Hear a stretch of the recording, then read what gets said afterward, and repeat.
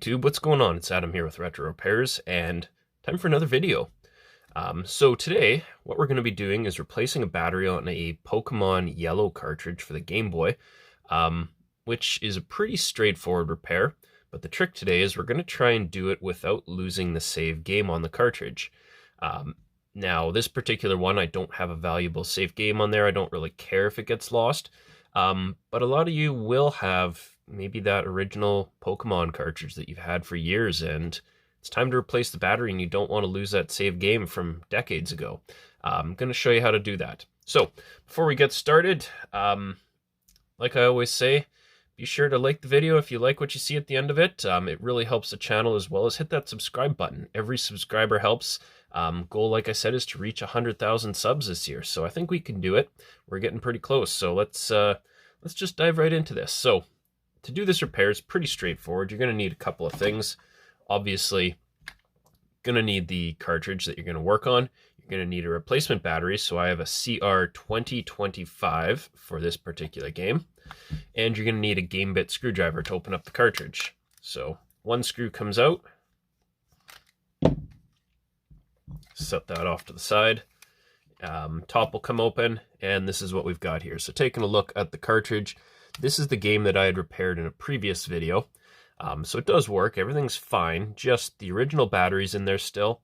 And the original battery now is however many years old, came out, what, I think 2000 this game, 99, 98, something like that. So we're getting up there in age. So typically, to replace a battery is real straightforward.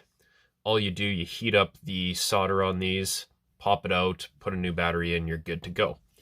To do it without losing your save game, you need to maintain a battery charge or some sort of current into the chip which holds the save game.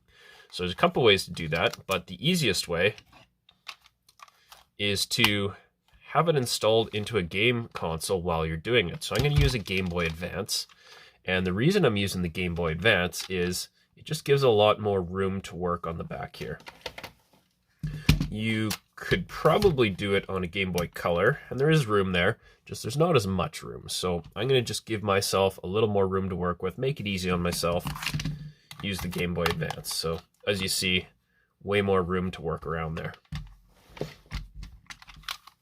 So let's turn this on.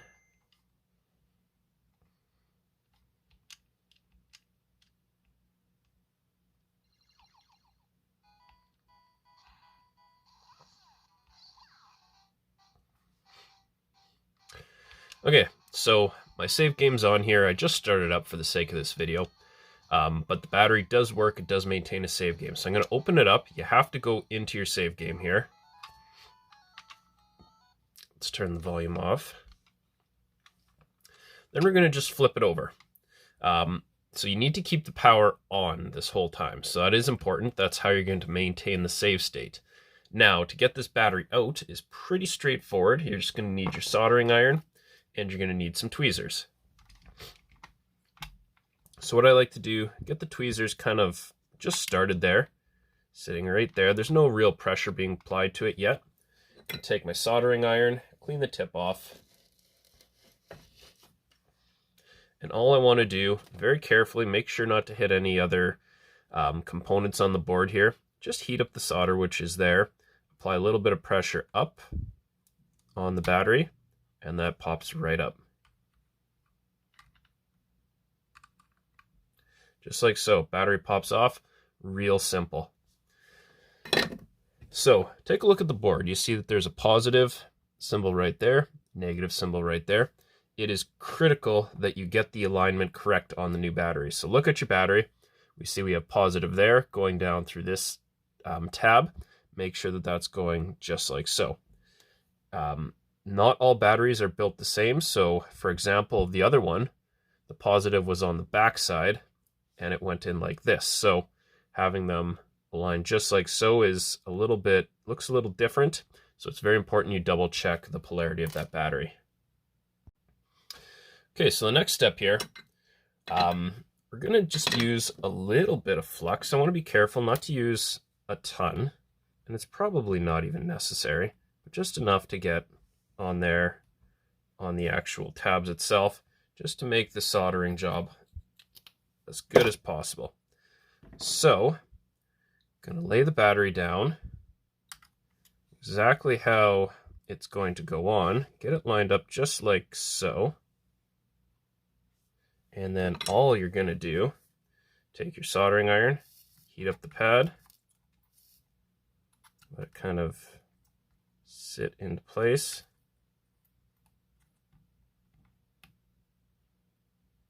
Apply some pressure down, and one tab is in. Going to do the same for the other one. So let's rotate a little bit so I've got some room to work. Apply pressure down, heat up the tab.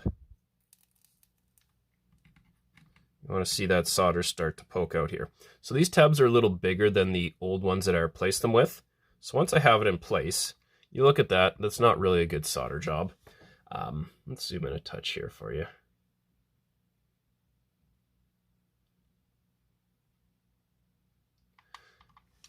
So that's not a good final product. Reason being, there's just not much solder on those pads with the old tabs. So what I mean by that, like take a look at this one, the tab was tiny compared to the new tab. I'm just gonna add a little bit more, keeping my pressure down on there. I wanna kind of fully engulf that tab, make sure I have a nice solid connection. Let that cool, we're good. Do the same thing to the other one. Heat up the existing solder, add a little bit more. Just want to get a nice blob right there. And that looks perfect. Let it cool, let's turn it over. So as you see here very clearly, the game's still running. Go into my I don't have a Pokedex yet. Go look at my Pokemon. I've got the starter level 5 Pikachu, 19 health. Turn it off, pull it out. Let it kind of sit there for a second, let it reset its memory. If it were to not have a connection, it would reset. Turn it back on and let's see what happens. We should have that. Why is my power switch acting up? We should have that save game still there.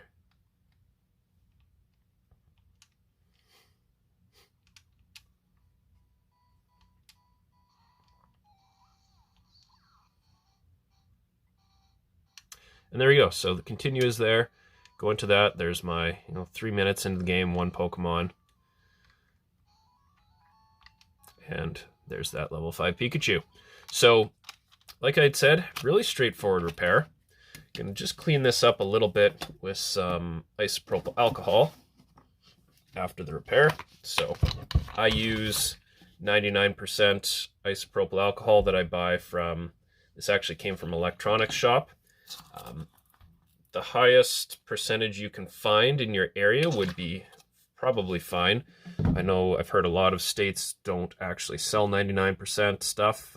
I can get it at the local drugstore here in Ontario, but not everyone's quite so lucky, I guess.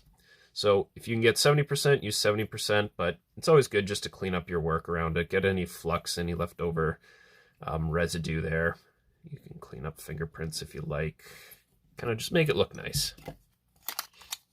Then we're going to slap it back in the shell. And put the screw back in.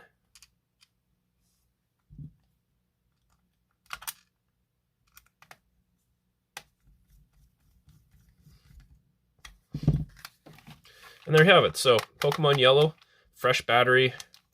Battery should be good for hopefully another 15, 20 years. These, like I said, these games are pretty old, so they've lasted a long time so far, but they are going to die eventually. It's best if it's got an original battery and you're opening up a game, why not replace it? Batteries are super cheap. You can get them online easily, like a couple bucks probably for a single one. It's an easy, quick, cheap repair. So highly recommended. But that's going to be it for today. So I want to thank you for watching. Like I said before, hit that like button if you liked the video. Be sure to subscribe to the channel, hit the notification bell so you're one of the first to get notifications every time I update new content.